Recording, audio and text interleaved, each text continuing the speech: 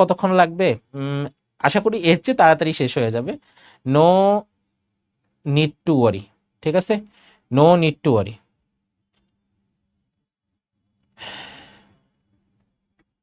আর্কাইভে এই অধ্যায় 1 আওয়ার, এখানে 2 আওয়ার লাগে নাই রে। হ্যাঁ ঠিক আছে, আসো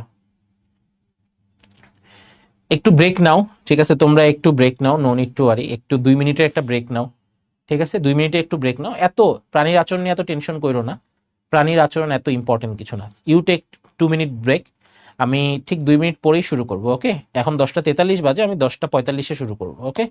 ইউ টেক 2 মিনিটস ব্রেক। একজন চাইছিল ভাত খাওয়ার ব্রেক দিতে, সরি টু সে ভাত খাওয়ার ব্রেকটা দিতে পারতেছি না, বাট 2.5 ঘন্টার ভিতরে ক্লাস শেষ হয়ে যাবে, ওকে? ঠিক আছে, 2.5 ঘন্টার ভিতরে ক্লাস শেষ হয়ে যাবে, ওকে? আসো,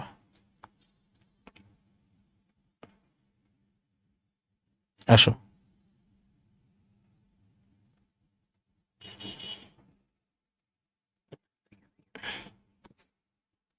তাহলে এখন আমরা পড়বো প্রাণীর আচরণ, অ্যানিমেল বিহেভিয়ার।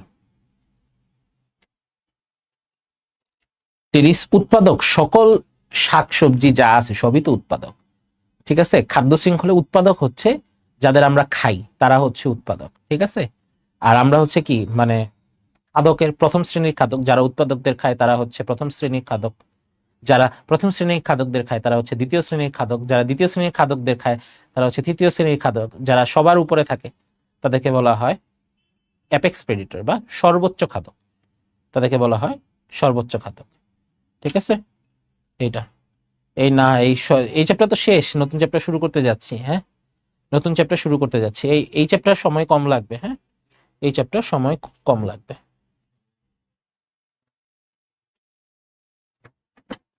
পড়তে বসলে ঘুম পায় রে, এটা তো আমি হলে ঘুমায় যেতাম, আবার উঠে পড়তাম। সবসময় তার ঘুম পাবে না, ওকে? ওকে,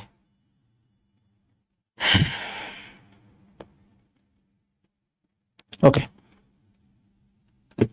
আসো তোমাদের 10:44, আর একটু রেস্ট নাও, সমস্যা নাই।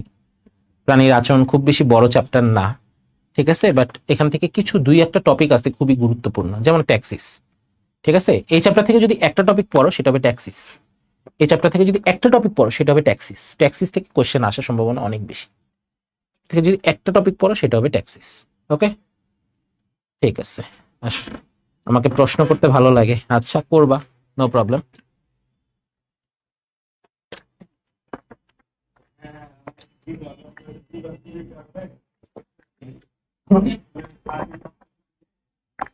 আসো, আমরা আস্তে আস্তে শুরু করি। প্রাণীর আচরণ, আচরণ রিলেটেড যে বিদ্যা সেটাকে বলা হয় ইথোলজি, ঠিক আছে? আরেকটা হচ্ছে পরিবেশ সংক্রান্ত বিদ্যা, সেটা হচ্ছে ইকোলজি। দুইটা কিন্তু আলাদা, শুধু শব্দ কাছাকাছি কিন্তু আলাদা, কিন্তু একটা ইথোলজি আর একটা ইকোলজি, হ্যাঁ, ওকে?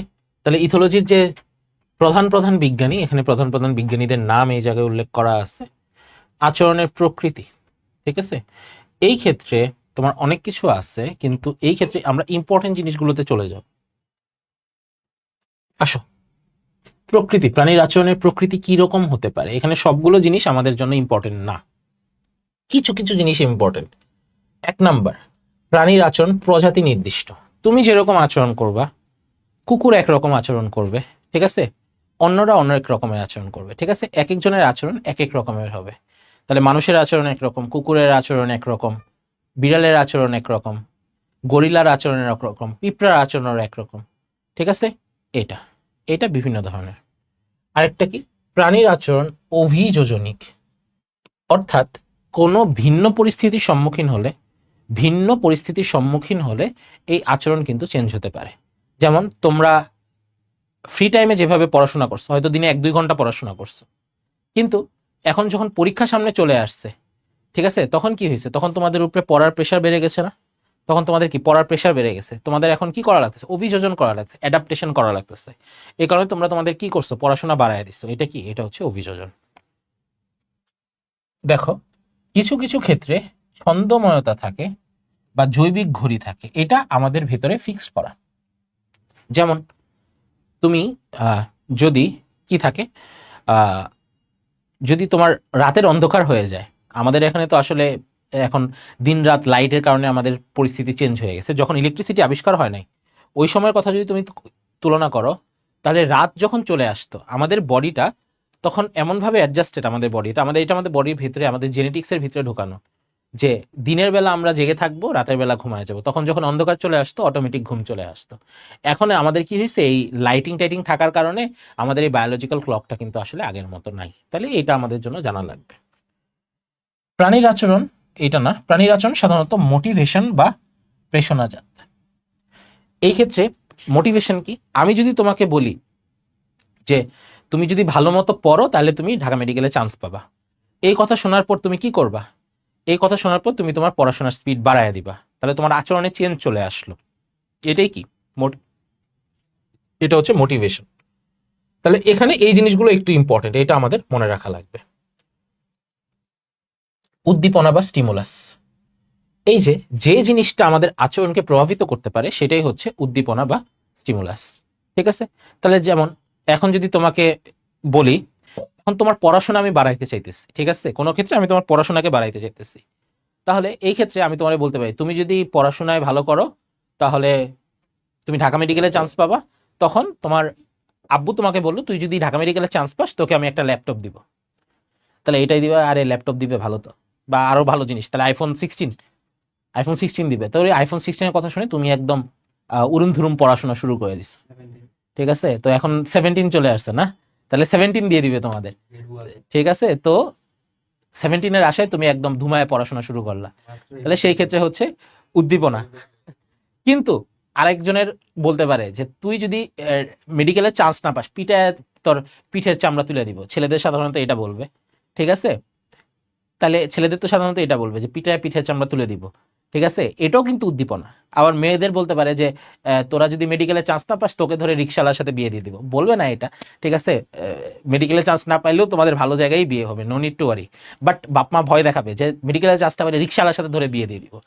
তেমনি এটাও উদ্দীপনা। তাহলে উদ্দীপনা কি ধরনের হইতে পারে? উদ্দীপনা কিন্তু ভালো উদ্দীপনা হইতে পারে, খারাপ উদ্দীপনাও হইতে পারে, ঠিক আছে, এটা মনে রাখো, ঠিক আছে। আর এইটা কিভাবে তুমি করবা, তাহলে এই উদ্দীপনা তুমি কিভাবে শুনবা? কিছু উদ্দীপনা তুমি কান দিয়ে শুনবা, ঠিক আছে, কিছু উদ্দীপনা তোমার সামনে এসে যদি বাইকের চাবি দেখায়, যে একজনকে বলছে যে বাইক দিবে, তাহলে বাইকের চাবি যদি দেখায় সেক্ষেত্রে তুমি দেখতে পারবা, অথবা তোমার সামনে যদি বিরিয়ানির প্যাকেট ধরে তুমি ঘ্রাণ পাবা। আমাদের উদ্দীপনাগুলো কোন তন্ত্রের মাধ্যমে আমাদের ভেতরে যায়? সংবেদী তন্ত্রের মাধ্যমে।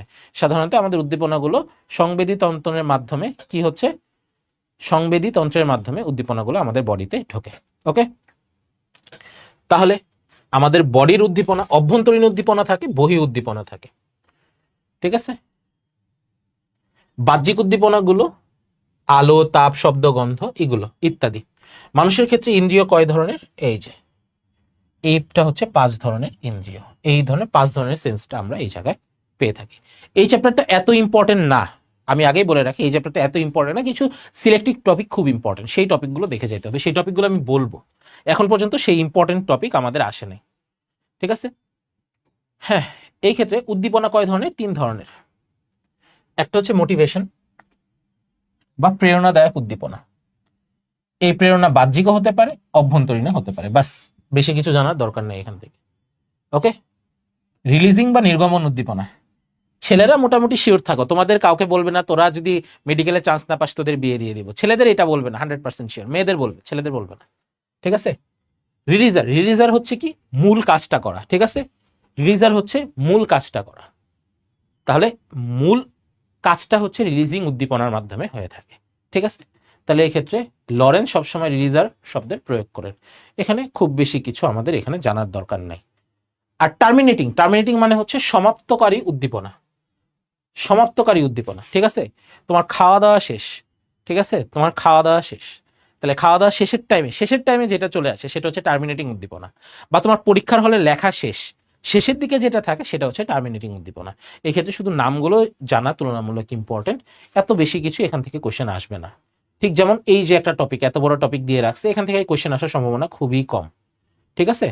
এবং আচরণকে 2 ভাগে ভাগ করছেন, একটা হচ্ছে অর্জিত আর একটা হচ্ছে সহজাত, এবং সবসময় অর্জিত এবং সহজাত এই 2টা আচরণেরই অন্তর্ভুক্ত থাকে, ঠিক আছে, এই 2টা আচরণই অন্তর্ভুক্ত থাকে। এখন চলে আসি সহজাত আচরণ। ঠিক আছে, সহজাত আচরণ যেটা তোমাদের শিখায় দেওয়া লাগে না সেটা হচ্ছে সহজাত আচরণ, আর যেটা তোমাদের শিখায় দেওয়া লাগে সেটা হচ্ছে শিক্ষণ আচরণ। সাধারণত সহজাত আচরণ এটা আমাদের জেনেটিক্সের ভিতরে প্রজাতি থেকে আমরা অটোমেটিক ফ্রি পাওয়া যাই। সহজাত আচরণ আমরা প্রজাতিগতভাবে ফ্রি পাওয়া যাই। আর যেগুলো আমাদের স্কুলে ভর্তি হয়, কলেজে ভর্তি হয়, ভাইয়াদের ক্লাস করে, ঠিক আছে, লাথিগুতা খেয়ে শেখা লাগে, সেটা হচ্ছে আমাদের শিক্ষণ আচরণ। ঠিক আছে, আসো তাহলে এখানে দেখো, পরীক্ষাতে আমি বললাম যদি কোনো একটা টপিক দেখে যাও প্রাণীর আচরণ চ্যাপ্টার থেকে, পরীক্ষার আগে প্রাণীর আচরণ তুমি 5 মিনিট দেখতে চাও, ট্যাক্সিস দেখে যাওয়া, আর কোনো কিছু দেখার দরকার নেই। ট্যাক্সিস ট্যাক্সিস ট্যাক্সিস সবচেয়ে ইম্পর্টেন্ট টপিক এখান থেকে। ট্যাক্সিস ট্যাক্সিস দেখে যাইতেই হবে যাইতেই হবে যাইতেই হবে। তাহলে এই চ্যাপ্টার থেকে 100 স্টার টপিক একটাই, সেটা হচ্ছে ট্যাক্সিস। ঠিক আছে, ট্যাক্সিস। তাহলে এখান থেকে সবচেয়ে ইম্পর্টেন্ট হচ্ছে কি ট্যাক্সিস। ট্যাক্সিস হচ্ছে চলন আচরণ, তুমি কোন দিকে যাবা। ঠিক আছে, ধরো একটা রাস্তাঘাটে একটা বখাইটা ছেলে, ঠিক আছে, বখাটে ছেলে, বা আগে এখন তো নাম বলে ইফটিজার। ঠিক আছে, এখন একজন ইফটিজার সে কোন দিকে যাবে, সে একটা মেয়ের পিছে ছুটবে। সে যদি ছেলে হয়, ছেলে ইফটিজার বলতেছি, ইফটিজার ছেলেরাই হয়, মেয়েরা হয়ে যাবে অ্যাডাম টিজার। ঠিক আছে, ইভ মানে মেয়ে, ঠিক আছে, মেয়েদের পিছে ছুটে দেখে হচ্ছে ইফটিজার। ঠিক আছে, এখন ইফটিজাররা মেয়ের পিছে ছুটবে। এখন যদি ধরো কোনো ইফটিজার ছেলের পিছে পিছে ছোটা শুরু করে, তাহলে তো গন্ডগোল হয়ে গেছে, তাই না? তাহলে তার ব্রেনে সমস্যা আছে। তাহলে জিনিসটা কি ওরকম, তাহলে কি হচ্ছে, ছুটে যাওয়া, কোনো কিছুর প্রতি চলন, কোনো একটা উদ্দীপনার প্রতি সাড়া দিয়ে সেই দিকে, সেই উদ্দীপনার দিকে বা উদ্দীপনা থেকে দূরের দিকে যাওয়া, সেটাই হচ্ছে ট্যাক্সিস। ঠিক আছে, তাহলে যদি এরকম কেউ কোনো একটা ছেলের পিছে ছুটে, তাহলে ছেলেরা কি করে, ছেলের উল্টা আরো দৌড় দিবে, তাই না? জিনিসটা তো এরকমই হবে। তাহলে চলন আচরণ বা ট্যাক্সিস। আসো, এই ক্ষেত্রে ট্যাক্সিসের যে প্রকারভেদ, ট্যাক্সিসের প্রকারভেদ হচ্ছে 2 রকম, পজিটিভ নেগেটিভ। সাধারণত তোমাকে একটা উদ্দীপনা দিলাম যে এই যে হ্যালো, তোর জন্য আজকে বাসায় বিরিয়ানি আছে, তুমি তখন কোন দিকে যাবা? বাসার দিকেই যাবা, পজিটিভ। উদ্দীপনার দিকে যদি তুমি যাও, পজিটিভ। উদ্দীপনার দিকে যদি যাও, সেটা পজিটিভ। আর তোমাকে ফোন দিয়ে বলছে যে ভাইয়া আজকে বাসায় আসিস না, আম্মু তোকে আসলেই মাইট দিবে, যে তোকে বিরিয়ানির মিথ্যা প্রলোভন দেখায় তোকে বলতেছে যে তুই আজকে পরীক্ষায় মার্কস কম পাইছস, তোকে বাসায় মাইট দিবে, তুই আসিস না। তখন কি তুমি বাসায় যাবা? তখন তুমি বাসার উল্টা দিকে যাবা। এটা ক্ষেত্রে উদ্দীপনা আছে, কিন্তু তুমি যাইতেছো উল্টা দিকে, এটা নেগেটিভ বা ঋণাত্মক ট্যাক্সিস। সহজ জিনিস, এটা পরীক্ষাতে আসবে না, পরীক্ষাতে আসবে উদাহরণগুলো। সবচেয়ে ইম্পর্টেন্ট, এটা 100 স্টার টপিক, হ্যাঁ, এটা 100 স্টার টপিক। ঠিক আছে, এরপরে ওইগুলা যদি তোমরা পড়ে না যাও পরীক্ষায় যাওয়ার আগে, তোমরা হচ্ছে হাউন আঙ্কেল। ঠিক আছে, ওকে, এটা কিন্তু অবশ্যই মনে রাখা লাগবে। আসো, হ্যাঁ, তাহলে সবার আগে photo taxis. Photo taxis, Abhijit, photo taxis, দেখো নাম শুনলেই বুঝবা, ফটো মানে আলো। ফটো মানে কি? আলো। তাহলে এই ক্ষেত্রে আলোর প্রতি বা আলোর বিরোধী। তাহলে আলোর দিকে, যেমন উদ্ভিদের কাণ্ড সবসময় কোন দিকে যাইতে চায়? আলো যেদিকে আছে সেদিকে যেতে চায়। আলো যেদিকে, উদ্ভিদও যাচ্ছে সেই দিকে, দুইটা সেম দিকে হচ্ছে পজিটিভ। আবার কিছু কিছু আছে আলো দেখলে উল্টা দিকে ছুটে, যেমন হচ্ছে চিকা, বা শুদ্ধ বাংলায় বলি ছুঁচো, ঠিক আছে, ইংরেজিতে বলি শ্রু। ঠিক আছে, চিকা তো দেখছোই, চিকার উপরে, চিকা থাকতে ভালোবাসে, অন্ধকারে থাকতে সে ভালোবাসে। ফলে চিকাকে তুমি যদি লাইটে দাও, সে দেখবা লাইট থেকে দৌড় দেয়, সেটা হচ্ছে ঋণাত্মক ফটোট্যাক্সিস। আলো দেখলে দৌড় দেয়, আলো থেকে দূরে যায়, এটা হচ্ছে ঋণাত্মক ফটোট্যাক্সিস। ঠিক আছে, থার্মোট্যাক্সিস। থার্মো মানে তাপ, অর্থাৎ যখন তাপ বেশি, ঠিক আছে, যেমন অনেক প্রাণীর তাপমাত্রা ভাল লাগে, তাদের তাপে থাকতে ভাল লাগে। ঠিক আছে, তাহলে তারা কি করে? তাপে তাদের গতিশীলতা বেড়ে যায়, তাপে তাদের গতিশীলতা বেড়ে যায়, সেটা হচ্ছে পজিটিভ থার্মোট্যাক্সিস। আবার কেউ কেউ ঘুমায়া যায়, ঠিক আছে, তাপের সাথে তার বডির অ্যাক্টিভিটি সে কমায়া দেয়, ওকে, সেটা হচ্ছে কি ঋণাত্মক থার্মোট্যাক্সিস। হাইড্রো, হাইড্রো মানে কি? পানি। দুইটার সাথে কোন জায়গায় কনফিউশন লাগবে আমি বলে দিচ্ছি, দেখো একটু, এটা হচ্ছে হাইড্রোট্যাক্সিস, পানি। আর একটা হচ্ছে রিওট্যাক্সিস। রিও মানে হচ্ছে পানির স্রোত, রিও শব্দের অর্থ হচ্ছে ওয়েভ, রিও শব্দের অর্থ হচ্ছে ওয়েভ। রিও শব্দের প্রকৃত অর্থ হচ্ছে আসলে নদী, রিও শব্দের প্রকৃত অর্থ হচ্ছে নদী। ঠিক আছে, কিন্তু তুমি যদি এটা এই ক্ষেত্রে মনে রাখবো রিও শব্দের অর্থ হচ্ছে ওয়েভ, তাহলে হাইড্রোটেক্সিস হচ্ছে পানি আর রিওটেক্সিস হচ্ছে প্রবাহমান পানি বা ঢেউ, প্রবাহমান পানি বা ঢেউ। ঠিক আছে, তাহলে এইটা কিন্তু আমাদের মনে রাখা লাগবে। ওকে, কেমোটেক্সিস, কেমো মানে বিভিন্ন কেমিক্যাল পদার্থের প্রতি যদি চলন হয়। জিওটেক্সিস, জিও শব্দের হচ্ছে মধ্যাকর্ষণ বল, জিও হচ্ছে কি মধ্যাকর্ষণ বল। থিগমোট্যাক্সিস, থিগমো মানে হচ্ছে টাচ, থিগমো শব্দের অর্থ হচ্ছে টাচ, থিগমো মানে হচ্ছে কি টাচ, তাহলে থিগমোট্যাক্সিস হচ্ছে স্পর্শের প্রতি। গ্যালভানোটেক্সিস, গ্যালভানো দ্বারা বোঝায় হচ্ছে ইলেকট্রিসিটি। ঠিক আছে, গ্যালভানো হচ্ছে কি ইলেকট্রিসিটি, তাহলে বিদ্যুৎ প্রবাহের প্রতি। সনোফনো এটা হচ্ছে কি শব্দের প্রতি, সনোফনো এটা হচ্ছে কি শব্দের প্রতি। অ্যানিমোটেক্সিস, অ্যানিমো শব্দের অর্থ হচ্ছে এয়ার, অ্যানিমোটেক্সিস, অ্যানিমো নিউমো একই রকম শুনতে, হ্যাঁ কাছাকাছি, অর্থ একই, বায়ু, অর্থ হচ্ছে কি বায়ু, বাতাসের প্রতি যে ট্যাক্সিস সেটাকে বলা হয় কি ট্যাক্সিস, এটাকে বলা হয় অ্যানিমোটেক্সিস। ওকে, ঠিক আছে। লার্ভা পিউপা নাম শোনো নাই, লার্ভার পরের দশাটার নামই হচ্ছে পিউপা, যেটা সম্পূর্ণ রূপান্তরের অংশ। আর কি অসম্পূর্ণ রূপান্তর বা হেমিমেটাবোলাস রূপান্তরে মধ্যবর্তী দশার নাম হচ্ছে নিম্ফ। ভাই এগুলার কি পড়বা, ট্যাক্সিস থেকে কিচ্ছু বাদ দিবা না, নাম কিসের প্রতি, অ্যানিমোটেক্সিস কিসের প্রতি, এটা পরীক্ষাতে কোশ্চেন আসতে পারে, এক্সাম্পল গুলো আসতে পারে, ট্যাক্সিস থেকে কিছুই বাদ দেওয়া যাবে না। ওকে, স্টেরিওটেক্সিস, স্টেরিওটেক্সিস সাধারণত স্টেরিওটেক্সিস কি হচ্ছে, স্টেরিও শব্দের অর্থ হচ্ছে তল, স্টেরিও শব্দের অর্থ হচ্ছে তল। সাধারণত যেমন আমি চোখ বন্ধ করে আমি যদি এটা ধরি, এটা ধরে যদি আমার এটা ধরে লাগতেছে, এটা ধরতে কলমের মতো কিছু মনে হচ্ছে, ফলে এটা আমি ধরে রাখবো। এখন আমার হাতে কেউ একটা দিল, আমি ধরে সেটাকে ধরে আমার কাছে ধারালো লাগতেছে এবং আমি হাতে ব্যথা পাচ্ছি, আমি কিন্তু সেটা ছেড়ে দিব। ঠিক আছে, স্টেরিওটেক্সিস অর্থাৎ চোখ বন্ধ রেখে আমরা হাত দিয়ে কোনো তলের অনুভূতি নিব, সেটা হচ্ছে স্টেরিওটেক্সিস। ঠিক আছে, সেটা হচ্ছে স্টেরিওটেক্সিস। জিওটেক্সিস, জিও হচ্ছে মধ্যাকর্ষণ, জিও হচ্ছে মধ্যাকর্ষণ। সাধারণত কিছু কিছু প্রাণী তারা মধ্যাকর্ষণ বা মাটির দিকে, তারা মধ্যাকর্ষের দিকে যেতে পছন্দ করে। যেমন হচ্ছে কেঁচো, কেঁচো হচ্ছে কি করতে পছন্দ করে, কেঁচো হচ্ছে মাটি খুঁড়তে পছন্দ করে, কেঁচো কি করতে পছন্দ করে, মাটি খুঁড়তে পছন্দ করে।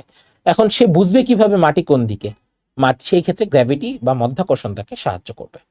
আবার কিছু কিছু জিনিস উড়তে পছন্দ করে, তাহলে উড়তে গেলে তার কোন দিকে যাওয়া লাগবে, উড়তে গেলে তার হচ্ছে উল্টা দিকে যাওয়া লাগবে, তাই না, উড়তে গেলে তার কোন দিকে যাওয়া লাগবে, উল্টা দিকে যাওয়া লাগবে, ফলে সেই ক্ষেত্রে হবে ঋণাত্মক জিওটেক্সিস।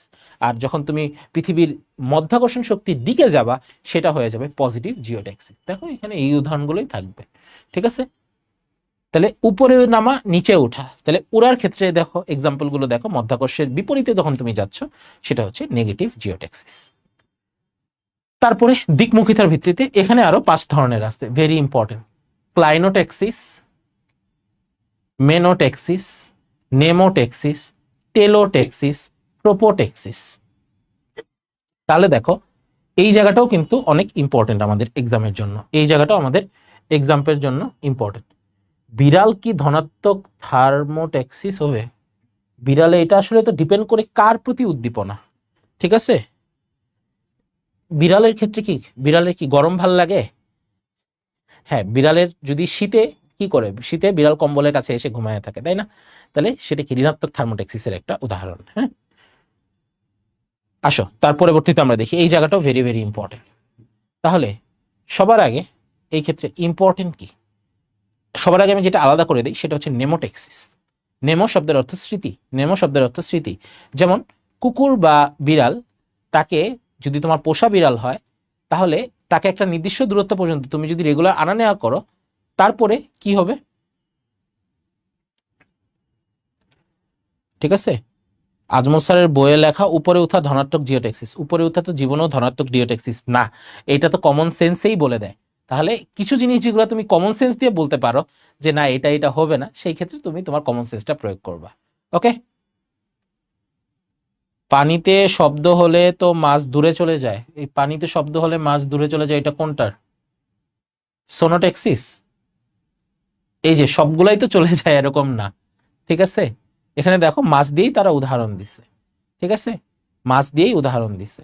এখন কিছু কুকুরকে তুমি, তারা সাউন্ডের প্রতি ট্রেন্ড, ঠিক আছে, সেটা সাউন্ডের প্রতি ট্রেন্ড, সেই ক্ষেত্রে তুমি তাকে হুইসেল দিলে তোমার হুইসেল শুনে সে তোমার কাছে চলে আসবে, সেটা পজিটিভ ফনোটেক্সিস। আবার সাধারণত অধিকাংশ বন্যপ্রাণী আওয়াজ শুনলে ভাগে যায়, যেমন শিয়াল, শিয়াল কি করলে আওয়াজ শুনলে ভেগে যায়, সেটা ঋণাত্মক সোনোটেক্সিস, ঠিক আছে। ধনাত্মক ঋণাত্মক টেক্সিস কিভাবে বুঝবা? সাধারণত উদ্দীপনা আর চলন একই দিকে হলে, উদ্দীপনা এবং চলন একই দিকে হলে সেটা পজিটিভ, উদ্দীপনা চলন উল্টা দিকে হলে ঋণাত্মক, ঠিক আছে। পরীক্ষাতে তুমি বুঝবাই কোশ্চেনের দিকে, একটা হচ্ছে যে উদ্দীপনাটা দিচ্ছ তার দিকেই যদি চলন হয়, উদ্দীপনাটা যেদিক থেকে আসতেছে প্রাণীটা যদি সেই দিকেই যায়, উদ্দীপনা যেদিক থেকে আসতেছে প্রাণী যদি সেই দিকেই যায় সেটা হচ্ছে পজিটিভ, আর উদ্দীপনা যেদিক থেকে আসতেছে প্রাণী তার উল্টা দিকে যাচ্ছে সেটা হচ্ছে নেগেটিভ, ঠিক আছে। চলো এখন আমরা এদিকে নেমোটেক্সিস। নেমো শব্দটা আসছে মেমোরি থেকে। আমরা যে বিভিন্ন বলি যে ভাইয়া শর্টকাট দেন, ঠিক আছে, বা সহজে মনে রাখার উপায় বলে দেন, সেগুলাকে আমরা বলি ইংরেজিতে বলি নেমোনিক্স, যেটাতে ছন্দ, ছন্দ দিয়ে যে মনে রাখি সেটাতে ইংরেজি গুড শব্দটা হচ্ছে কি নেমোনিক্স, সেটাকে বলা হচ্ছে কি নেমোনিক্স, সেটাকে বলা হয় নেমোনিক্স, ঠিক আছে। তাহলে নেমো শব্দের অর্থ মেমোরি, অর্থাৎ মেমোরির সাথে যে সম্পর্ক, টেক্সিসের সম্পর্ক, সেটা হচ্ছে প্রাণীর স্মৃতিমূলক সারাদান, সেটা হচ্ছে প্রাণীর স্মৃতিমূলক সারাদান। এর পরবর্তীতে দেখো মেনোটেক্সিস, তাহলে নামে কাছাকাছি, ঠিক আছে। কে সেন্টি খাইলো, ঠিক আছে, ঠিক আছে, অমুক পীর বলছে। কিছু জিনিস হচ্ছে যেগুলো কনফিউজিং সেগুলো তুমি হচ্ছে বইয়ের ভুলগুলো দাগাইতে পারো, কিন্তু যেগুলো ক্লিন কাট সেগুলো ভুল দাগাইলে লাভ নাই, কারণ তোমাদের প্রশ্ন যারা করে তারা গরু ছাগল না অ্যাটলিস্ট, ঠিক আছে। যেগুলো একদম ক্লিন কাট সেগুলো ভুল লাগানো যাবে না, জেনে শুনে। যেগুলোতে কনফিউশন আছে সেগুলো ভুল লাগানো যেতে পারে, ঠিক আছে। আসো ভাইয়া জিও টেক্সিসের উদাহরণ, ঠিক আছে। আবার বলি, এখানে তুমি বইয়ের এক্সাম্পলের সাথে তুমি মিলাইতে পারবা, যেমন যারা হচ্ছে উপরের দিকে উঠা, যে সকল প্রাণী উপরের দিকে উঠে মধ্যাকর্ষণের বিপরীতে কাজ করে সেটা নেগেটিভ জিওটেক্সিস। আর যারা যখন নিচের দিকে যাচ্ছে, মাটির ভিতরে যেতে পারে, সাগরে যারা ডুব দেয়, সাগরে যখন ডুব দিয়ে ভিতরে যে সকল পশু পাখি গভীরের দিকে চলে যায় সেটা পজিটিভ জিওটেক্সিস। মধ্যাকর্ষণের দিকে গেলে সেটা পজিটিভ, আর উল্টা দিকে গেলে নেগেটিভ, ওকে। মেনোটেক্সিস, মেনোটেক্সিস এটা হচ্ছে দিকমুখিতা, যেটা অ্যাঙ্গেল, অ্যাঙ্গেল দ্বারা নিয়ন্ত্রিত হয়, যেটা কি দ্বারা নিয়ন্ত্রিত হয়, অ্যাঙ্গেল দ্বারা নিয়ন্ত্রিত হয়। তাহলে কৌণিক অ্যাঙ্গেল, ঠিক আছে, কৌণিক, জাস্ট এটা মনে রাখবা, ওকে। এ ভাই তোদের সবাই এরকম টেনশনে পড়ে গেছে যে আনসারে দিচ্ছি না, সবার আনসার দিয়ে তো আমি কোলাইতে পারবো না, তাই না। সবার আনসার দিয়ে এখানে কারোর উপরে আমার পার্সোনালি কোনো মন খারাপের কিছু নেই, ঠিক আছে। লজ্জাপতি গাছের কি থিগমোটেক্সিস? হ্যাঁ, থিগমোটেক্সিস। চাপ দিলে বা টাচ করলে সে নিজেকে লুকায় নেয়, ওকে। আসো তার পরবর্তীতে দেখো, এইটা গেল, তার পরবর্তীতে হচ্ছে টেলোটেক্সিস,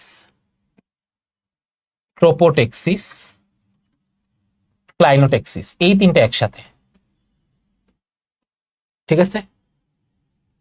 এই ক্ষেত্রে ইম্পর্টেন্ট জিনিসগুলো কোথায়, আমরা ইম্পর্টেন্ট জিনিসগুলো ফোকাস করব। ক্লাইনোটেক্সিস, জোর সংবেদী অঙ্গ থাকে না, এটা হচ্ছে সবচেয়ে ইম্পর্টেন্ট জিনিস। ক্লাইনোটেক্সিসে জোর সংবেদী অঙ্গ থাকে না। টেলোটেক্সিস,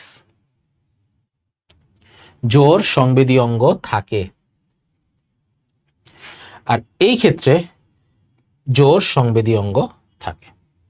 তাহলে দেখো এখানে এই জায়গাটাতে আমাকে একটু ফোকাস করতে হবে। দুইটা শেষ, মেনোটেক্সিস নেমোটেক্সিস শেষ, এটা আমাদের কনফিউশন শেষ, এটা নিয়ে আমাদের কোনো কনফিউশন নাই। কনফিউশন কোথায়? ক্লাইনোটেক্সিস, টেলোটেক্সিস, ট্রোপোটেক্সিস, ঠিক আছে। ক্লাইনোটেক্সিসে জোর সংবেদী অঙ্গ থাকে না, আর দুইটি যারা তাদের জোর সংবেদী অঙ্গ থাকে।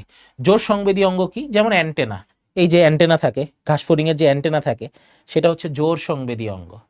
কিন্তু যাদের এরকম কোনো নির্দিষ্ট আলাদা করে সংবেদী অঙ্গ থাকে না, তাদের হচ্ছে ক্লাইনোট্যাক্সিস। এদের সবগুলি কম বেশি কাছাকাছি। তাহলে ক্লাইনোট্যাক্সিসের ক্ষেত্রে সংবেদী অঙ্গ ছাড়া ট্যাক্সিস সম্ভব না। তাহলে এদের সংবেদী অঙ্গগুলো সব জায়গায় ছড়ানো থাকে। যেই দিকে স্টিমুলাস বেশি সেদিকে সে আগায়, যেদিকে উদ্দীপনা বেশি সেদিকে সে আগায়। এটাই হচ্ছে ক্লাইনোট্যাক্সিস। যেদিকে উদ্দীপনাটা বেশি সেদিকেই সে আগাবে। ওকে, সেটা হচ্ছে ক্লাইনোট্যাক্সিস।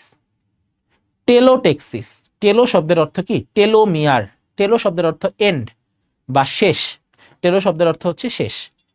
একাধিক উদ্দীপনার মাধ্যমে একটা উদ্দীপনাকেই আসল বা শেষ প্রান্ত ধরে নেওয়া, এটা হচ্ছে টেলোট্যাক্সিস। যেমন তুমি বাসা থেকে স্কুলের দিকে যাচ্ছ, এখন স্কুলে যাওয়ার টাইমে তোমার মার্কেট পড়বে, তোমার বাজার পড়বে, তোমার আরো কি পড়বে, ধরো অন্যান্য আরো অফিস টফিস পড়লো, তাহলে অন্য আরো উদ্দীপনা আসছে, কিন্তু তোমার টার্গেট কি? তোমার টার্গেট হচ্ছে তুমি স্কুলে যাবা। তোমার টার্গেট তুমি কি? তুমি স্কুলে যাবা। ফলে এটা কি? টেলোট্যাক্সিস। ফলে একাধিক উদ্দীপনার মাঝখানে একটা উদ্দীপনাকে ফিক্স করে ধরে রাখা, সেটাই হচ্ছে টেলোট্যাক্সিস। যেমন এখানে উদাহরণটা দেওয়া মৌমাছির ক্ষেত্রে, মৌমাছির টার্গেট কি? মৌমাছির টার্গেট হচ্ছে সে ফুলে যাবে, তার আশেপাশে অন্যান্য উদ্দীপনা থাকলেও সেটাকে সে অগ্রাহ্য করবে। এটাই হচ্ছে টেলোট্যাক্সিস। এটাই হচ্ছে টেলোট্যাক্সিস। ওকে, সাধারণত ট্রোপোট্যাক্সিস, ঠিক আছে, ট্রোপোট্যাক্সিস এদের দিয়ে কি থাকে? জোর সংবেদী অঙ্গ উপস্থাপন থাকে। ঠিক আছে, এই ক্ষেত্রে অনেকটা সে টেলোট্যাক্সিসের মতোই, অনেকটা সে কার মতোই? টেলোট্যাক্সিসের মতোই। টেলোট্যাক্সিসে একটা উদ্দীপনাকেই সে ফিক্স ধরে নেয়। ট্রোপোট্যাক্সিসে একাধিক উদ্দীপনাকে সে সমন্বয় করে। ট্রোপোট্যাক্সিসে একাধিক উদ্দীপনাকে সে সমন্বয় করে। তাহলে দেখো জিনিসটা কিভাবে আলাদা করবা। জোর সংবেদী অঙ্গ আছে দুইটিতে, জোর সংবেদী অঙ্গ নাই ক্লাইনোট্যাক্সিসে। টেলোট্যাক্সিস, ট্রোপোট্যাক্সিস। টেলোট্যাক্সিসে একাধিক উদ্দীপনা থাকবে, একটাকেই সে প্রায়োরিটি দিবে। ট্রোপোট্যাক্সিসে একাধিক উদ্দীপনা থাকবে, সে সেগুলো সমন্বয় করবে বা একসাথে মিলে সেটার একটা পরিণতি করবে। এটা হচ্ছে ট্রোপোট্যাক্সিস। ওকে, ক্লিয়ার কিনা? ওকে, এটা ক্লিয়ার কিনা? টিকটিকিটা একটু বুঝান। টিকটিকি যদি উল্টা দিকে উঠে, মধ্যাকর্ষণ শক্তির বিরুদ্ধে উঠে, তাহলে সেটা নেগেটিভ জিওটেক্সিসের একটা এক্সাম্পল। নেগেটিভ জিওটেক্সিসের একটা এক্সাম্পল। মাছের উকুন, কেন মাছের কি উকুন থাকতে পারে না? ঠিক আছে, মাছের উকুন তো থাকতেই পারে, তাই না? ঠিক আছে, সেটা মাছের আইসের নিচে থাকে, সেটা মাছের আইসের নিচে থাকে। ওকে, বাট জাস্ট তুমি খেয়াল করো, এখানে জিনিসগুলো কিন্তু অনেক জটিল করে লেখা জিনিস। তুমি মূল ফোকাস পয়েন্টটা খেয়াল করো। এখানে ফোকাস পয়েন্টগুলো হচ্ছে এক্সাম্পল, আর মূল কথাগুলো তোমার মনে রাখা লাগবে। নেমো স্মৃতি, এটা স্মৃতিশক্তির সাথে রিলেটেড। মেনো অ্যাঙ্গেল, এটা কোণের সাথে রিলেটেড। টেলোট্যাক্সিস জোর সংবেদী অঙ্গ থাকবে, একটা অনেকগুলো উদ্দীপনার মাঝখানে একটা উদ্দীপনা প্রায়োরিটি পাবে। ট্রোপোট্যাক্সিস জোর সংবেদী অঙ্গ থাকবে, সবগুলো উদ্দীপনাকে সমন্বয় করে একটা রেজাল্ট আসবে। ক্লাইনোট্যাক্সিস জোর সংবেদী অঙ্গ থাকবে না। ঠিক আছে, তাহলে দেখো আমাদের ট্যাক্সিস শেষ। প্রতিবর্ত ক্রিয়া আমাদের আরেকটা গুরুত্বপূর্ণ অংশ। ঠিক আছে, জোর সংবেদ অঙ্গ মানুষের ক্ষেত্রে কি? চোখ। জোড়া সংবেদী অঙ্গ কান। ঠিক আছে, জোড়া সংবেদী অঙ্গ। ঠিক আছে, জোর সংবেদী অঙ্গ নাক, জোর সংবেদী অঙ্গ। ঠিক আছে, ইয়ের ক্ষেত্রে অ্যান্টেনা। ঠিক আছে, কিন্তু জোর সংবেদী অঙ্গ না কোনটা? ত্বক। ত্বক জোর সংবেদী অঙ্গ না, কারণ এখানে সংবেদী অঙ্গ পুরা জায়গায় ছড়ানো। আসো, প্রতিবর্ত ক্রিয়া আরেকটা আমার এই চ্যাপ্টার থেকে এই সেকেন্ড ইম্পর্টেন্ট টপিক প্রতিবর্ত ক্রিয়া। তাহলে এটা 50 স্টার। ঠিক আছে, সাধারণত প্রতিবর্ত ক্রিয়া বা রিফ্লেক্স, সাধারণত রিফ্লেক্স গুলো কি? রিফ্লেক্স গুলো অধিকাংশ ক্ষেত্রেই অনাকাঙ্ক্ষিত এবং হঠাৎ করে হয়ে যায়। ঠিক আছে, হঠাৎ করে হয়ে যায়। যেমন তোমার হাতে যদি একটা মশা বসে, তুমি কিন্তু মশার দিকে না তাকায় তোমার হাত কিন্তু ওই জায়গায় চলে যায়। এইটা এক ধরনের রিফ্লেক্স। ঠিক আছে, সাধারণত রিফ্লেক্স গুলো যেহেতু র্যাপিড হয়, এটা উপরে যায় না, মস্তিষ্কে যায় না, এটা সুষুম্না কাণ্ড বা স্পাইনাল কর্ডের দ্বারাই নিয়ন্ত্রিত হয় এবং এটা তাৎক্ষণিক হয়ে থাকে, এটা অনৈচ্ছিক হয়ে থাকে, অনৈচ্ছিক এবং তাৎক্ষণিক হয়ে থাকে। তাহলে প্রতিবর্ত ক্রিয়ার বৈশিষ্ট্য, সকল প্রতিবর্তী ক্রিয়া সরল প্রকৃতির, অনৈচ্ছিক, স্বয়ংক্রিয় এবং সহজাত। যেমন আরো কি উদাহরণ দিতে পারি তোমাকে, তোমাকে যদি আমি জোরে একটা চর মারতে চাই, তুমি কি করবে? এরকম করবা যে চর মাইরেন না ভাইয়া। আমি বললেও দেখবা যে এরকম করতেছে, দেখবা যে অনিচ্ছাকৃত ভাবেই তোমার এটা হয়ে যাইতেছে। ঠিক আছে?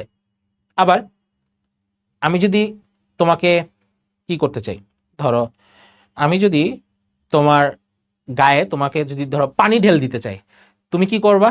তুমি বা তোমাকে যদি মাইট দিতে চাই, তুমি অনাকাঙ্ক্ষিত ভাবে কি করবা? নিজেকে বাঁচানোর জন্য হাতটা উপরে তুলে দিবে। এটা বলা লাগবে না যে এই আমি তোর উপরে পানি ঢেল দিতেছি, নিজের হাতটা উপরে তুল বা পানি থেকে নিজেকে বাঁচা। এই জিনিসগুলো আমাদের বডি থেকে আগে থেকেই ফিক্স করে দেওয়া থাকে। এ কারণে এগুলাকে আমরা বলি রিফ্লেক্স। এটা কোনো পূর্ব পরিকল্পনা থাকে না। ঠিক আছে? এবং এগুলো স্টেরিওটাইপ, মানে বারবার তুমি যদি একই কাজ করো একই রকম হবে, বারবার যদি একই কাজ করো একই রকম জিনিস হবে। ঠিক আছে? এবং এগুলো আল্লাহ তাআলা আমাদের বডিতে আগে থেকেই ফিক্স করে দিচ্ছেন। কেন ফিক্স করে দিচ্ছেন? কারণ এগুলো প্রোটেক্টিভ। এগুলো আমাদের জন্য কি প্রোটেক্টিভ। তাহলে এগুলো কি আত্মরক্ষার সাথে আমাদের জড়িত। তাহলে এখানে এই জিনিসগুলো ইম্পর্টেন্ট। সবচেয়ে ইম্পর্টেন্ট হচ্ছে প্রতিবর্ত চক্র। তাহলে প্রতিবর্তী চক্র, এটা আমি যদি তোমাকে দেখাই, সাধারণত প্রতিবর্তী চক্র কোথায় থাকে? মেরুদণ্ডে যায়।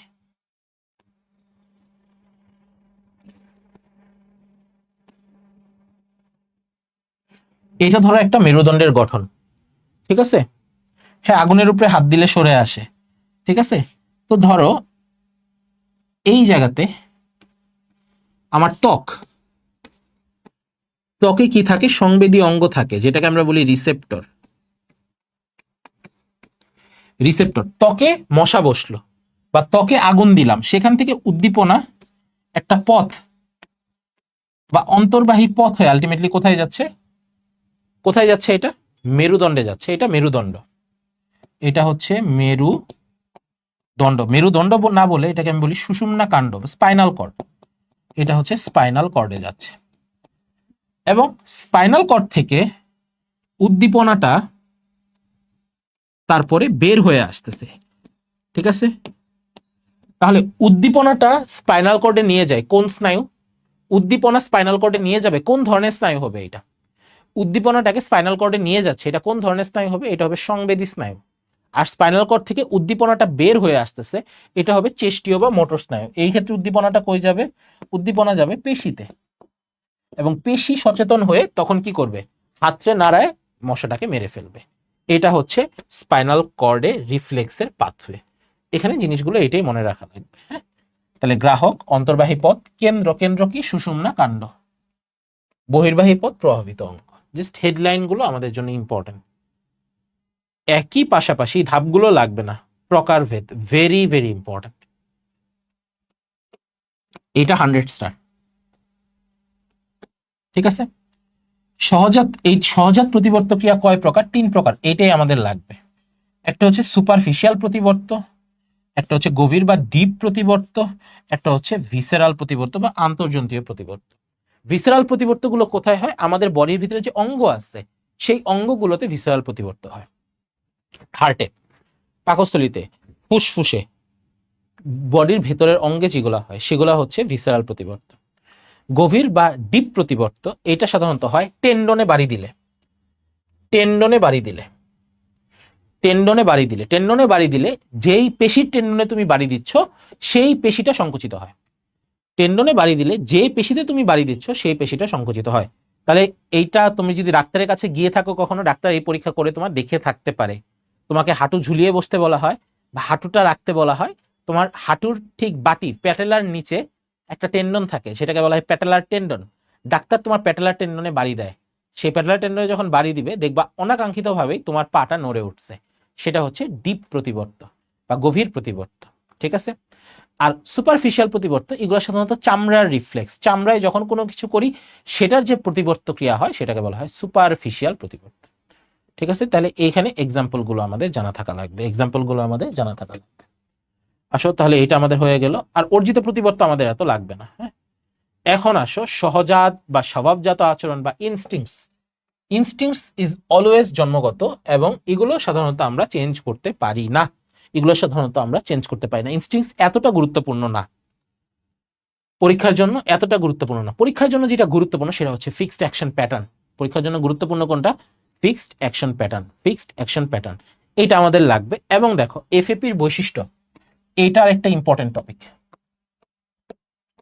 কয়েকটা দিলাম 5টা দিলাম মানে গুরুত্বপূর্ণ। এই ক্ষেত্রে কি লাগবে, এর বৈশিষ্ট্যগুলো তোমার জানা থাকা লাগবে। কি ফিক্সড অ্যাকশন প্যাটার্ন, যেমন ধরো আমি তোমাকে যদি ইনস্টিংক্টের একটা উদাহরণ দিই, ছোট বাচ্চা, পিচ্চি বাচ্চা, তাকে কি কোর্স করা লাগে?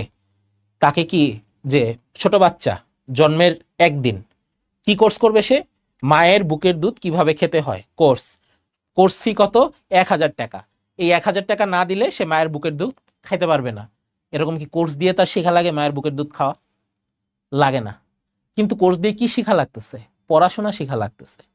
এই কারণে আমাদের পড়াশোনা হচ্ছে শিখন আচরণ, আর মায়ের বুকের দুধ যে একটা বাচ্চা টানবে সেটা হচ্ছে তার ইনস্টিংক্ট বা সহজাত আচরণ। এবং তুমি যখন তোমার পড়াশোনাকে তোমার ইনস্টিংক্টের মতো করে ফেলতে পারবা, তখন পড়াশোনা তোমার জন্য ইজি হয়ে যাবে। আর পড়াশোনাটাকে যখন তুমি সহজাত আচরণের মাঝে রাখবা না, যখন তুমি সেটাকে শিখন আচরণের ভিতরে রাখবা, পড়াশোনা তোমার জন্য কঠিন হয়ে যাবে। সো আমাদের পড়াশোনার আলটিমেট টার্গেটই হচ্ছে শিখন আচরণটাকে যত বেশি পারি আমি সহজাত আচরণের দিকে কনভার্ট করা। সেটা যত করতে পারবো আমার পড়াশোনা তত ইজি হয়ে যাবে। ঠিক আছে, সেটা তত আমার জন্য ইজি হয়ে যাবে। তাহলে এটা কি হবে? স্বাদসম্মত। দুনিয়ার যত বাচ্চাই হোক, ঠিক আছে, একটা বাচ্চাকে দিলে, একটা বাচ্চাকে যতই তুমি মায়ের বুকের কাছে দাও, সে মায়ের বুকের দুধই খাইতে যাবে, সে অন্য কোনো কাজ করবে না। ঠিক আছে। এবং কারো বাসায় যদি একদম নবজাতক বাচ্চা থাকে, ঠিক আছে, বা ছোট বাচ্চা থাকে, তাদের ক্ষেত্রে এই কাজটা করতে পারো তোমরা। তোমাদের এই যে ছোট্ট আঙ্গুল, এই যে কানি আঙ্গুল, এটা দিয়ে বাচ্চার মুখের এক জায়গায় ধরবা, এখানে এরকম করবা। যদি বাচ্চার একটু কেবল না খায় থাকে, দেখবা বাচ্চা হা করে ফেলছে, বাচ্চা হা করে ফেলে। কিন্তু এখানে যখন তুমি একটু মুখের ওখানে আঙ্গুল ধরবা, হা করে ফেলবে সব বাচ্চা।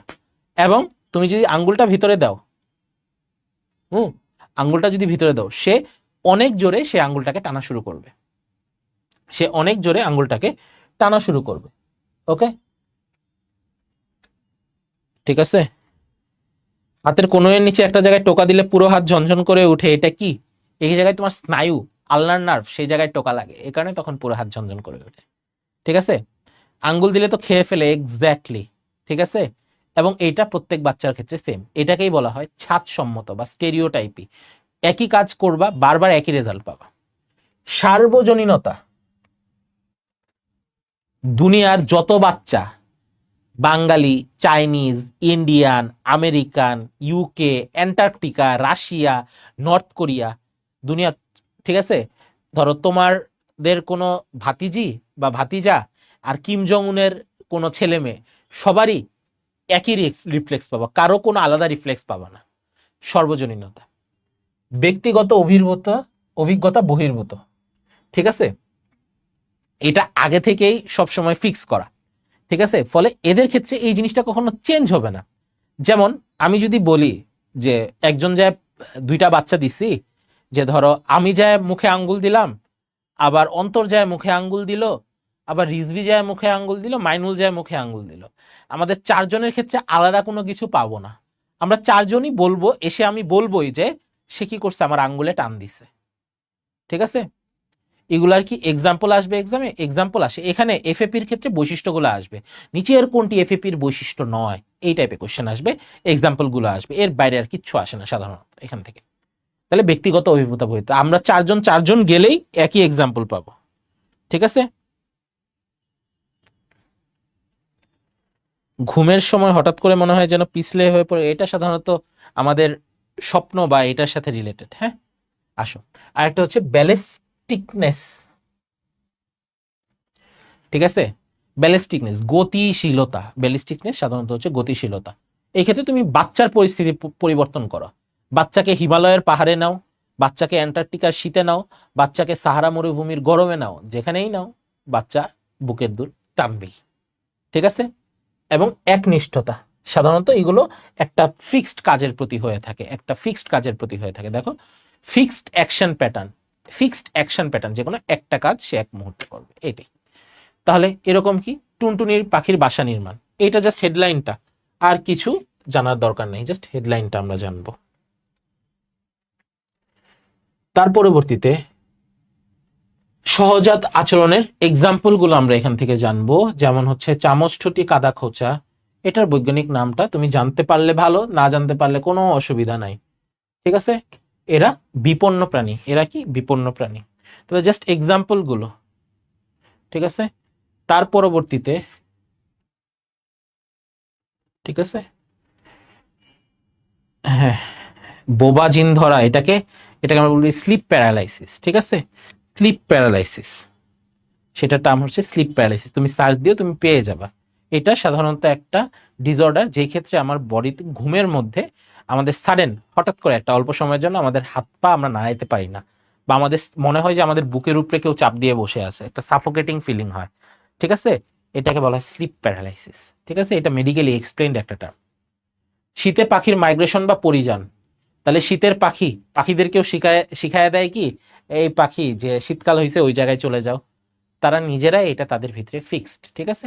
যে সকল পাখি পরিযান করে তাদেরকে বলা হয় মাইগ্রেটরি বার্ডস বা পরিযায়ী পাখি। সাধারণত 40 ধরনের পাওয়া যায়। এক্সাম্পল, দুই একটা এক্সাম্পল মনে রাখবো, যেমন হিমালয়ান পার্ট্রিজ, নামটা মনে রাখতে হবে। গোল্ডেন পোভার পাখি, এগুলো জাস্ট নামগুলো, ভিতরে পড়ার কোনো দরকার নাই। এখানে কোনো কিছুই এখানে ইম্পর্টেন্ট না, পরীক্ষার জন্য ইম্পর্টেন্ট না। আর এই ক্ষেত্রে দেখো একটা হচ্ছে ট্রানজিয়েন্ট পরিযায়ী। ট্রানজিয়েন্ট পরিযায়ী হচ্ছে তারা যারা হচ্ছে কি ব্রেক নেয়। যেমন তোমার ডেস্টিনেশন হচ্ছে ঢাকা, তুমি ঢাকায় আসতে যাচ্ছ ধরো চিটাগং থেকে, মাঝখানে কুমিল্লায় তুমি ব্রেক নিলা, তাহলে কুমিল্লাটা তোমার জন্য কি একটা ব্রেকিং পয়েন্ট বা রেস্ট নেওয়ার পয়েন্ট, ঠিক আছে। কিন্তু তোমার মূল টার্গেট কি, মূল টার্গেট আলাদা। ঠিক একইভাবে তুমি ধরো ইন্দোনেশিয়া থেকে রাশিয়ায় যেতে চাইতেছো, বাংলাদেশে স্টপ নিছো। যারা এক জায়গায় ব্রেক নেয় পরবর্তীতে অন্য জায়গায় যায়, সেটা হচ্ছে ট্রানজিয়েন্ট পরিযায়ী। ওকে, আসো তার পরবর্তীতে। এখন আর অন্য কোনো কোয়েশ্চেন না, আমরা চ্যাপ্টারটা শেষ করে নিই আগে, হ্যাঁ। এখানে আর তারপর হচ্ছে আরেকটা এক্সাম্পল হচ্ছে মাকড়সার জাল, ঠিক আছে। এখানে ইম্পর্টেন্ট কিছু তথ্য আছে, বিশেষ করে এই জায়গাগুলোতে। মাকড়সার যে উদরে বিশেষ গ্রন্থি আছে, সেই গ্রন্থির নাম হচ্ছে সিল্ক গ্রন্থি। এখান থেকে কয় জোড়া? 3 জোড়া বুননকারী স্পিনারেটের মাধ্যমে সুতা নির্মাণ করা হয়। এটা কোন প্রোটিন? এটা স্ক্লেরো প্রোটিন। এবং এইটা যদি একটা স্টিলের সুতার চেয়ে এই মাকড়সার সুতা কিন্তু অনেক বেশি শক্তিশালী, ঠিক আছে। এটা কিন্তু অনেক শক্তিশালী। তাহলে দেখো, এবং কে সর্বপ্রথম এটা পর্যবেক্ষণ করছেন? Hans Peters. এবং এটা কিন্তু প্রিভিয়াস ইয়ারের কোয়েশ্চেন, এটা কিন্তু আগে পরীক্ষাতে কোয়েশ্চেনে এসেছে, এটা কিন্তু আগে পরীক্ষার কোয়েশ্চেনে এসেছে। এবং ধাপ পর্যবেক্ষণ করার দরকার নেই, বাট কে করছেন এটা লাগবে। অপত্যের প্রতি যত্ন, এটা একটা সহজাত আচরণ। এটা কিন্তু আসলে মানুষের ভিতরেও আছে, যে তোমার সামনে তোমার কারো কাছে, একজন নতুন মায়ের কাছে যদি কখনো তার সন্তানকে দিয়ে দেওয়া হয়, সে ডেফিনেটলি তার কেয়ার করবে, তাকে ফেলে দিবে না। এটা শুধুমাত্র মানুষের ক্ষেত্রে না, প্রাণী জগতের সর্বত্র এই বৈশিষ্ট্য বিদ্যমান, ঠিক আছে। প্রাণী জগতের সর্বত্র এই বৈশিষ্ট্য বিদ্যমান, শুধু এই যে মাছ পাখি ব্যাঙ এরা এক্সাম্পল, কিন্তু সকল ক্ষেত্রেই এই বৈশিষ্ট্যটা পাওয়া যায়। মাছের অপত্য যত্ন, জাস্ট এক্সাম্পল, 3 কাটা স্টিকল ব্যাগ। আর এত কিছু এখান থেকে আসলে পড়ারই দরকার নেই, এই 3 কাটা স্টিকল ব্যাগ থেকে ডিটেলস কিচ্ছু তোমার আসবে না। তবে এখানে এই যে ফ্যানিং শব্দটা, ফ্যানিং হচ্ছে বাতাস দেওয়া। ফ্যান মানে কি? বাতাস দেওয়া। তো ওখানে মাছ কেন বাতাস দেয়? বাতাসের যে বাতাস কেন দিচ্ছে, বাতাসের ভিতরে কি থাকবে? বাতাস দেয় ফ্যানিং মানে এই যে এরকম করে সে পাখনাকে এইভাবে নাড়ায়। পাখনাকে যখন এইভাবে নাড়ায়, তার চারপাশের পানিগুলো আন্দোলিত হয়, পানিগুলোতে ঢেউ উঠে যায়। যখন ঢেউ উঠে তখন সেই জায়গায় গ্যাসীয় বিনিময় হয়, ঠিক আছে, অক্সিজেনের চাহিদা নিশ্চিত করার জন্য। ব্যাঙের অপত্য যত্ন শুধু নাম, কোন ব্যাঙ? গ্ল্যাডিয়েটর ব্যাঙ, বাস শেষ। পাখির অপত্য যত্ন কোনটা? পানকৌড়ি। এটাও নাম জানার দরকার নেই, জিন্দেগিতে নাম আসবে না, ঠিক আছে। এগুলা জিন্দেগিতেও আসবে না, ঠিক আছে। কিচ্ছু লাগবে না এগুলা, ঠিক আছে, কিচ্ছু লাগবে না, কেটে দিবা, এগুলা লাগবে না, জীবনেও আসবে না, ঠিক আছে। এখন আসো শিখন আচরণ। শিখন আচরণের ক্ষেত্রে এটা হচ্ছে আমাদের থার্ড ইম্পর্টেন্ট টপিক। আজকে আমরা কয়টা ইম্পর্টেন্ট টপিক পড়লাম? এটা আমাদের চার নাম্বার ইম্পর্টেন্ট টপিক। প্রথম ইম্পর্টেন্ট টপিক ছিল ট্যাক্সিস, সেকেন্ড ইম্পর্টেন্ট টপিক ছিল রিফ্লেক্স, থার্ড ইম্পর্টেন্ট টপিক ছিল FAP, fixed action pattern. 4 number important topic হচ্ছে শিখন আচরণ। শিখন আচরণ, ঠিক আছে। এটা হচ্ছে আমাদের fourth important topic.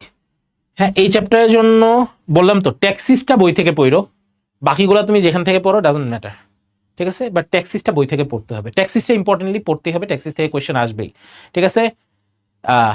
Please taxis এই চ্যাপ্টারটা খুইলে ট্যাক্সিস না পড়ে কোনো পরীক্ষায় বসো না, ঠিক আছে প্লিজ।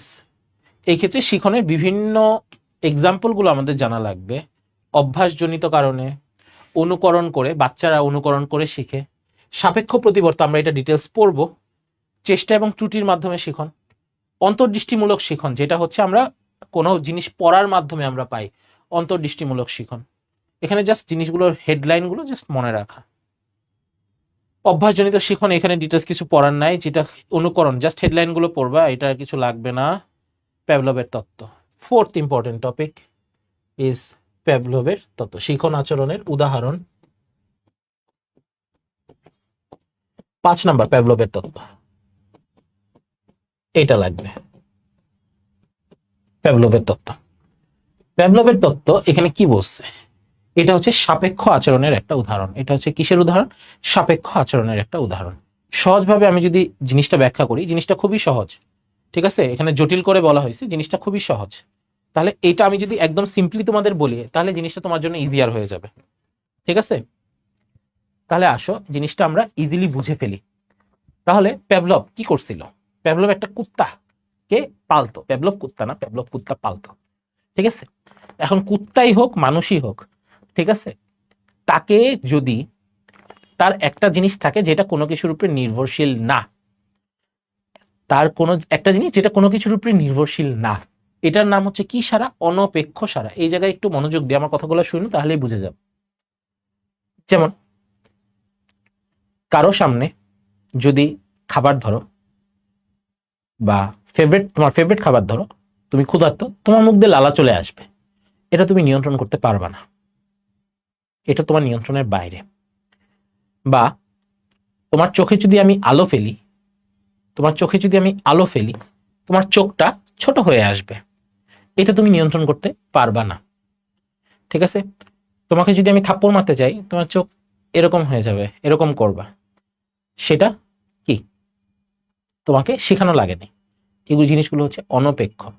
এই চ্যাপ্টার তুলনামূলক কম গুরুত্বপূর্ণ, এবং এই জুওলজি বইয়ের সবচেয়ে কম গুরুত্বপূর্ণ চ্যাপ্টার হচ্ছে এটা, ঠিক আছে, সবচেয়ে কম গুরুত্বপূর্ণ চ্যাপ্টার হচ্ছে এটা।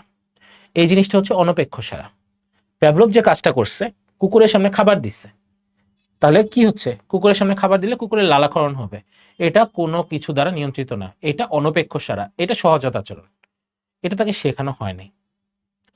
তারপরে তাকে কি করলা, কুকুরটাকে যখন খাবার দিচ্ছ তখন একটা ঘন্টা বাজাচ্ছে, ঠিক আছে, তখন একটা কি বাজাচ্ছে, ঘন্টা বাজাচ্ছে, সেই ঘন্টা যখন বাজানো হয় তখন কুকুরটাকে খাবার দেওয়া হইলো, কুকুরে খাবার দিচ্ছি, ঘন্টা বাজে, কুকুর খাবার দেখে লালাকরণ হয়, এই কাজটা বারবার রিপিট করা হইলো। অর্থাৎ এই ক্ষেত্রে আমরা কি করলাম, তাকে বুঝাইলাম, কুকুরটাকে আমরা শিখাইলাম 2 মাস 3 মাস এরকম ঘন্টা বাজায় শিখাইলাম, যে যখন ঘন্টা বাজবে তখন তোমার খাবার আসবে, ঠিক আছে। অর্থাৎ এই ক্ষেত্রে আমি কি একটা সাপেক্ষতা তৈরি করে দিলাম, কার সাথে, ঘন্টার সাথে খাবারের একটা সাপেক্ষতা তৈরি করে দিলাম। এমনি তো ঘন্টা খাবার, এই দুইটা জিনিস তো আসলে, ঘন্টা, কুকুর কি ঘন্টা খাবে, ঘন্টা তো আর খাবে না, ফলে ঘন্টা দেখলে কুকুরের কখনো লালাকরণ হওয়ার কথা না।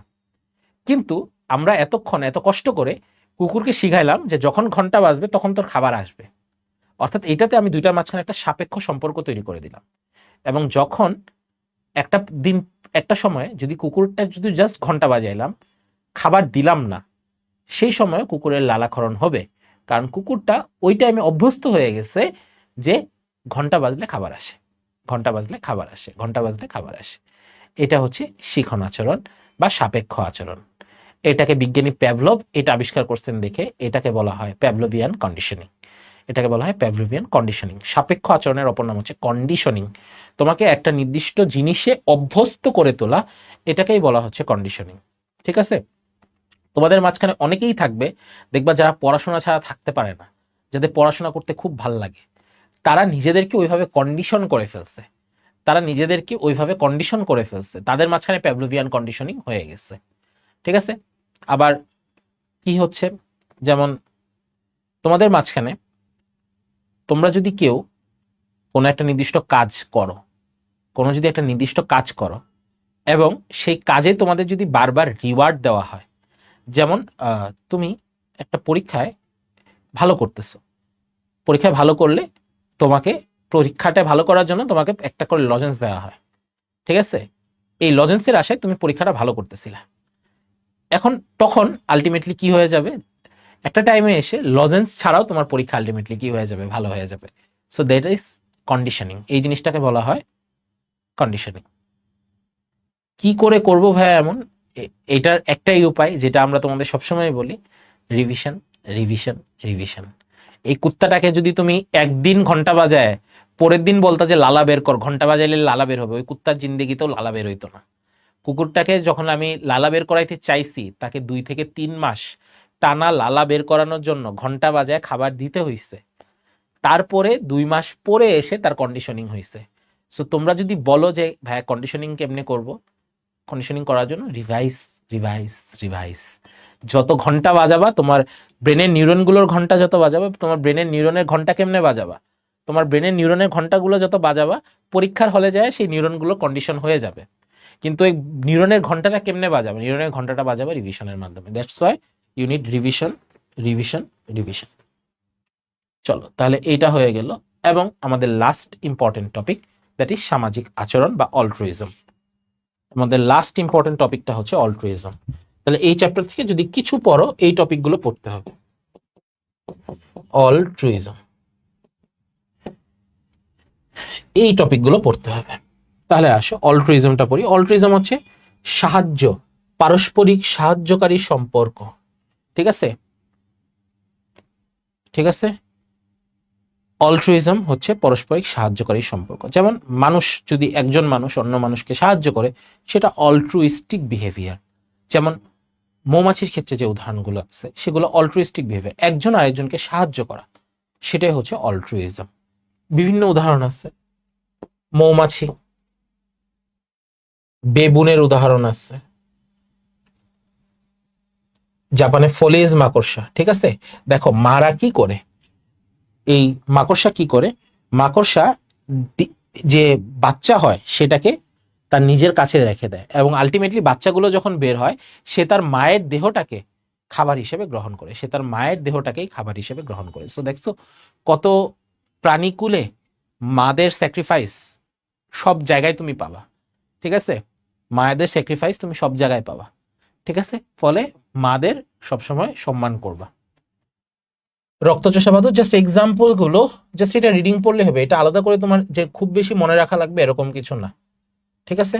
ডলফিন, এইটা এই যে বাংলাদেশের সুন্দরবনে চিত্রা হরিণ ও রেসাস বানর, বাঘ আসলে বানর হরিণদের বলে যে এই বান্দর বলতেছে যে হরিণদের বলে দিবে যে বাঘ আসতেছে, তখন হরিণরা ভেগে যেতে পারে, ঠিক আছে? আসো মৌমাছিটা আলাদা করে ইম্পর্টেন্ট, হ্যাঁ, মৌমাছিটা আলাদা করে ইম্পর্টেন্ট। আর্থ্রোপোডা পর্বের, ইনসেক্টা শ্রেণীর, হাইমোনেপটোরা বর্গের, এপিডে গোত্রের, অ্যাপিসগন, সবগুলো লাগবে। বাংলাদেশে 3 প্রজাতিরটা পাওয়া যায়, এর মাঝখানে সবচেয়ে কমন হচ্ছে অ্যাপিসিন্ডিকা, এবং এইটাই কৃত্রিম উপায়ে চাষ করা হয়, এটাই সবচেয়ে কমন এবং এটাই কৃত্রিম উপায়ে চাষ করা হয়। ওকে, এটা আমাদের মনে রাখা লাগবে। প্রত্যেক মৌচাকে কয় ধরনের থাকে, রানী, পুরুষ এবং কর্মী। মজার ব্যাপার হচ্ছে শুধুমাত্র মৌমাছি না, যারা এরকম অল্ট্রুইস্টিক প্রাণী, যারা এরকম অল্ট্রুইস্টিক প্রাণী এবং আর্থ্রোপোডা, তাদের সব জায়গায় এরকম জিনিসই পাওয়া যায়। তাদের কি থাকে, একটা রানী থাকে, একটা কর্মী থাকে, একটা পুরুষ থাকে, ঠিক আছে? রানী, কর্মী, পুরুষ, এদের মাঝখানে বেসিক ডিফারেন্সটা কি? পুরুষ আলাদা, ঠিক আছে? পুরুষ এর ইংরেজি হচ্ছে ড্রোন, পুরুষের ইংরেজি কি, ঠিক আছে? পুরুষ অ্যাপিস সেরানা ঘর বানাইছে আমাদের বাড়িতে, দ্যাটস গুড। পুরুষটা হচ্ছে ড্রোন, এদের একটাই কাজ হচ্ছে রানী মৌমাছির সাথে মিলনের মাধ্যমে তাদের মৌমাছির বংশটাকে টিকায় রাখা। এটা রানী মৌমাছির কাজ কি? রানী মৌমাছির কাজ হচ্ছে একটাই, বাচ্চা তৈরি করা। রানী মৌমাছির কাজ হচ্ছে ডিম পাড়া বা বাচ্চা তৈরি করা। সবচেয়ে বাট একটা মৌচাক টিকে থাকে কাদের দ্বারা? কর্মী মৌমাছি দ্বারা। রানী আর পুরুষ এরা আকাইম্মা, এরা কোনো কাম করে না, ঠিক আছে? এরা কোনো কাম করে না, কাজ করে কি কর্মী মৌমাছি। কর্মী মৌমাছি কোন গোত্রের? তারা কি পুরুষ নাকি স্ত্রী? তারা স্ত্রী, কিন্তু তারা বন্ধা। তারা কি? বন্ধা। তারা কখনো বাচ্চা প্রডিউস করতে পারবে না। তারা কখনো বাচ্চা প্রডিউস করতে পারবে না। তাহলে বাচ্চা প্রডিউস কে করতে পারবে? রানী মৌমাছি। করতে পারবে নাকি? কর্মী মৌমাছি। তাহলে এই কর্মী মৌমাছিগুলো কি হবে? কর্মী মৌমাছিগুলো হচ্ছে একটা মৌচাকের মেইন সাপোর্টিভ স্ট্রাকচার। ঠিক আছে, মেইন সাপোর্টিং স্ট্রাকচার হচ্ছে কর্মী মৌমাছি, এবং তারা একটা মৌচাকের বাকি সব কাজগুলো করে থাকে। সাধারণত রানী মৌমাছি কিভাবে আলাদা করা যায়? এরা সাধারণত একটা মৌচাকের আকারে সবচেয়ে বড় যেটা, সেটাই হচ্ছে রানী মৌমাছি। কেন কেউ রানী হয়, কেন কেউ কর্মী হয়? রানী মৌমাছি হয় যাকে রাজকীয় জেলি খাওয়ানো হয়। যেই মৌমাছিটা বাচ্চা অবস্থায় বা ভ্রূণীয় অবস্থায়, ভ্রূণীয় অবস্থা বলা উচিত না, লার্ভা অবস্থায় কি খেয়ে থাকে? রাজকীয় জেলি খেয়ে থাকে, সেটাই আলটিমেটলি রানী মৌমাছিতে পরিণত হয়। ঠিক আছে, সাদা তেলাপোকা হয় কিভাবে? সাদা তেলাপোকা বলে কিছু নাই রে। সাদা তেলাপোকা হচ্ছে যখন তেলাপোকার নিম দশা থাকে তখন সেটা কিছুটা সাদা হতে পারে। ঠিক আছে, যখন সে খোলস পাল্টায়, ঠিক আছে, খোলস পাল্টানোর বা মোল্টিং এর মধ্যবর্তী দশায় তাকে সাদা দেখা যেতে পারে। ঠিক আছে, রানী মৌমাছি বললে পুরুষদের রাজা বলা হয় না কেন? কারণ এখানে ওর ভূমিকা খুবই কম। ঠিক আছে, এখানে দেখো এদের দেখো যে এদের বৈশিষ্ট্যগুলো তুমি পড়বা।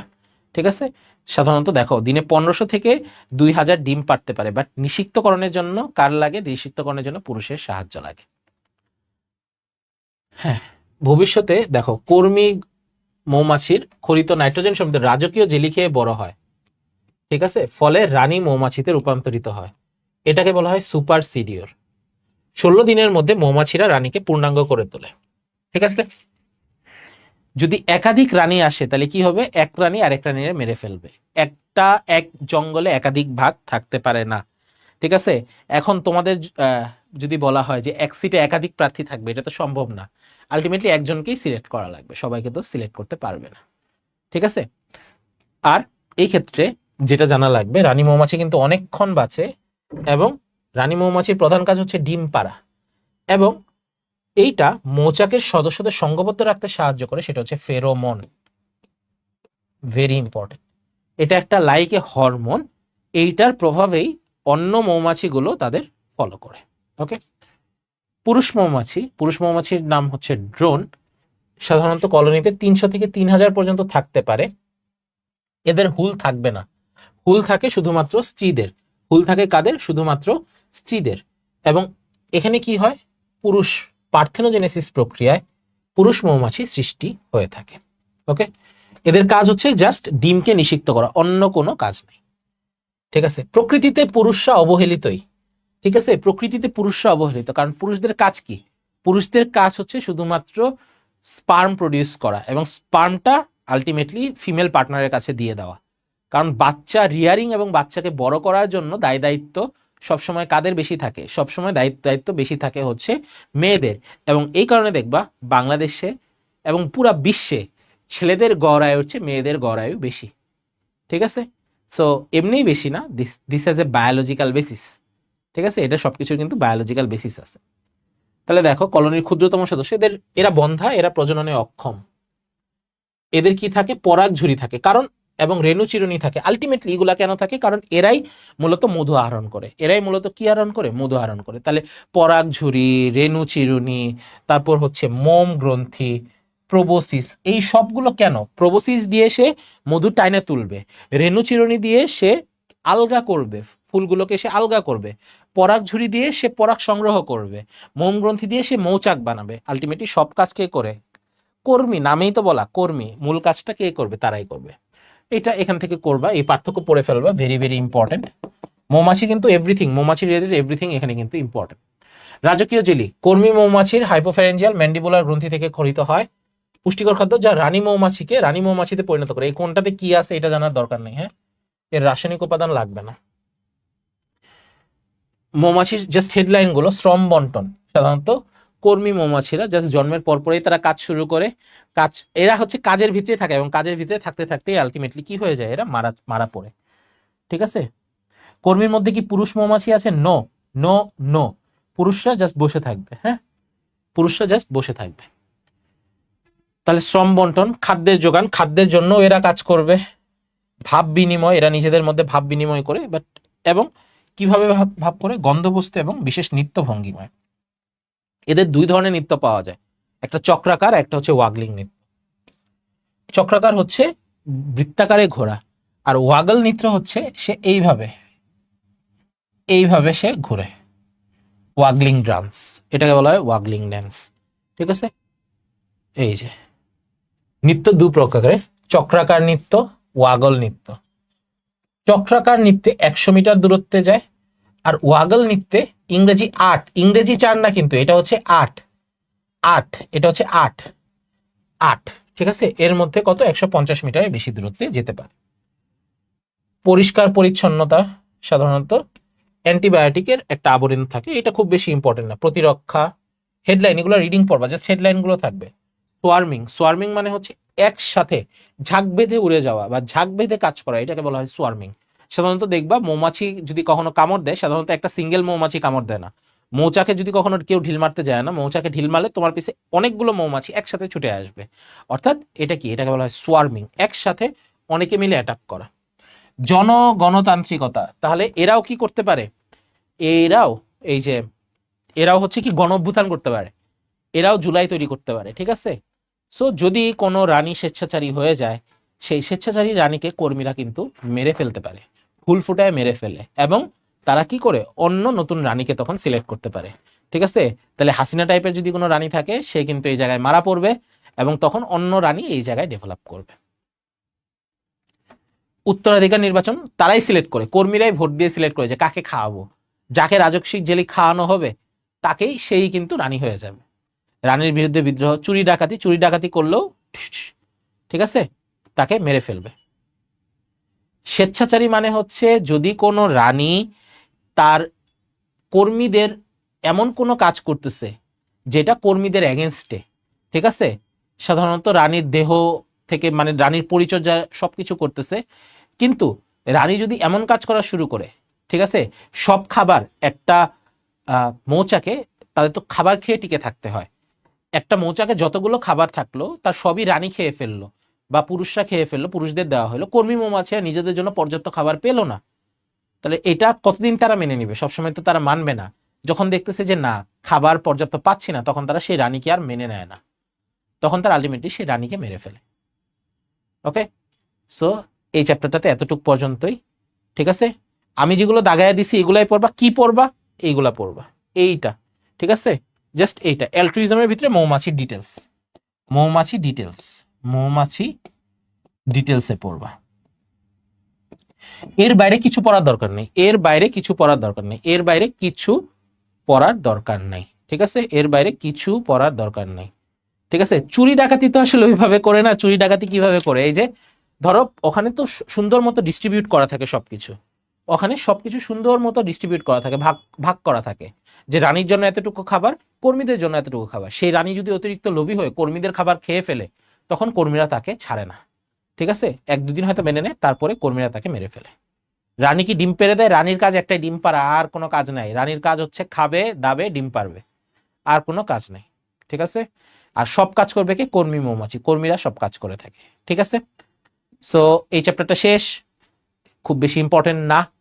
যে টপিকগুলো দাগাইছি, রাজস্বিক জেলি তুমি যদি খাও কিচ্ছু হবে না। ঠিক আছে, এটা তো প্রজাতি ভিত্তিক, মৌমাছির ভিতরেই। সেই রাজকীয় জেলি যদি তোমার পিঁপড়ায়ও খায় কিচ্ছু হবে না। ওকে, হতে পারে ইবোলা তোমার হতে পারে, সেই ক্ষেত্রে ডাক্তারের শরণাপন্ন হতে হবে, পরীক্ষা করে দেখতে হবে আগে তোমার সবকিছু। হ্যাঁ, ঠিক আছে, তো আজকে এতটুকু পর্যন্তই। পড়ে ফেলো, দাগানো টপিকগুলোর বাইরে কোশ্চেন আসবে না, এটা মোটামুটি শিওর। 99 এই চ্যাপ্টার থেকে এই টপিকগুলো জাস্ট পড়বা এবং এক্সাম্পলগুলো মনে রাখবা, বাস। এই টপিকগুলোর বাইরে আর কিছু পড়ার দরকার নাই। কিন্তু ব্রায়োফাইটা, টেরিডোফাইটা পরীক্ষার জন্য খুবই গুরুত্বপূর্ণ, সেটা আমাদের ডিটেলসই পড়তে হবে। ঠিক আছে, তোমরা সবাই ভালো থাকো, সুস্থ থাকো। আগামীকালকে আবার আমার সাথে দেখা হবে টিস্যুতন্ত্র চ্যাপ্টার নিয়ে। ততক্ষণ পর্যন্ত তোমাদের জন্য শুভকামনা, আবার দেখা হচ্ছে সামনে। আসসালামু আলাইকুম রহমতুল্লাহ।